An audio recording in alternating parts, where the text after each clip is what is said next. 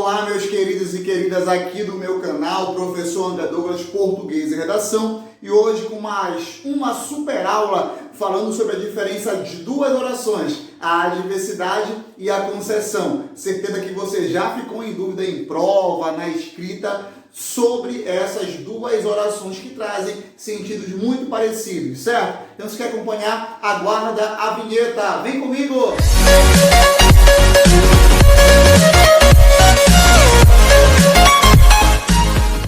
Pronto, galera, aqui estamos. Vamos falar hoje da adversidade e da concessão. Lembrando que a gente já fechou o circuito de aulas sobre as orações coordenadas e as orações subordinadas. Então, se você ainda não viu, pausa o vídeo, vai lá na playlist e assiste, porque é muito importante para você assimilar melhor esse assunto. E desde já, se é a tua primeira vez aqui no canal, já te inscreve, deixa seu like, ativa o sininho que ajuda o nosso trabalho a crescer, e também você tem conteúdo gratuito toda a semana, tranquilo? Então, olha só, por que essas duas orações elas geralmente causam dúvidas na gente? Primeiro, porque elas trazem a ideia de quê? De oposição. Oposição são sentidos opostos, sentidos contrários, certo? Vamos lembrar que a adversidade é da coordenação e a concessão é da subordinada adverbial. Trouxe aqui uma lista pequena dos principais conectivos usados,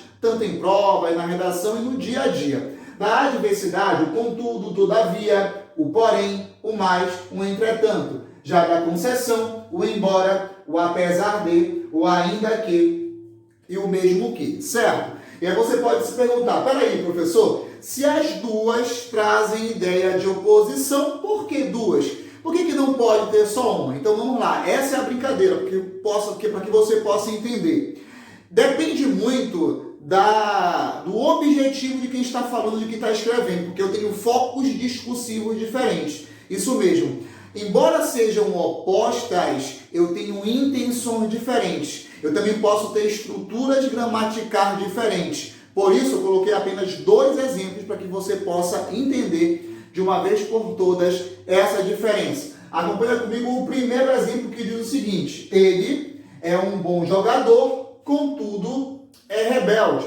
Segundo exemplo, ele é um bom jogador, embora seja rebelde. Galera, observa, eu tenho aqui ser um bom jogador é positivo, ser rebelde é negativo. Ser um bom jogador é positivo, ser rebelde é negativo. Exatamente duas ideias opostas. Só que você vai perceber que bem aqui eu tenho um contudo sinalizando para a gente que isso aqui é uma oração de adversidade, e bem aqui eu tenho o embora sinalizando para a gente que bem aqui eu tenho uma concessão.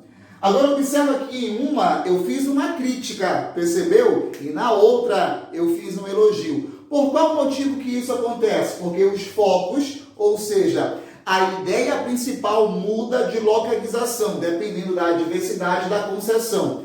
Olha para a primeira oração e perceba qual é a ideia mais forte. Ser um bom jogador ou ser rebelde? Foi ou não foi? Percebeu, né? Claro que com essa estrutura, ser rebelde é o que está em destaque. Portanto, podemos falar que isso aqui é o meu argumento mais forte da sentença. Galera, entenda. Qual é o resumo disso? Que toda vez que você usa uma adversidade, o argumento mais forte se encontra depois do conectivo. Vou repetir. Na adversidade, o argumento mais forte vem sempre depois do conectivo. E na concessão, é ao contrário. Observa, aqui na concessão, que eu tenho embora, qual é a ideia mais forte? É ser rebelde? Não, aqui muda. Ser um bom jogador é o meu argumento mais forte. Observa agora. Vou colocar aqui, ó, argumento mais forte. Ou seja, a ideia que aparece depois do conectivo é o mais fraco.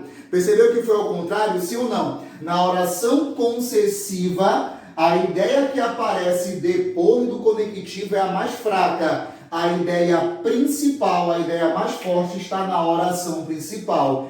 Essa é a principal diferença semântica entre a adversidade e a oração concessiva. São os focos discursivos. Qual ideia eu quero colocar em evidência? Eu vou te trazer aqui mais uma diferença, só que sintática. Por quê? Porque na oração concessiva eu consigo fazer uma permuta, uma troca de ordem de oração. Eu posso pegar a oração com conectivo e trazer para o início, tá bom? E colocar a outra lá para o final. E aí não muda o sentido, ó. Embora seja rebelde, é um bom jogador. Perceba agora, o embora está iniciando o período, não tem problema. E aqui essa vírgula ela é obrigatória porque houve uma inversão. Pessoal, essa mesma inversão não acontece na adversidade. Você não pode pegar o contudo e trazer para cá, que fica estranho. O contudo é rebelde e é um bom jogador. Não. Essa flexibilização sintática na adversidade não é possível, mas na concessiva é. Ou seja,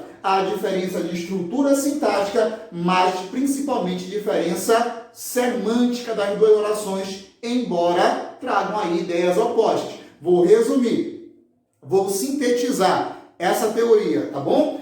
A oração adversativa traz como argumento mais forte o que está depois do conectivo.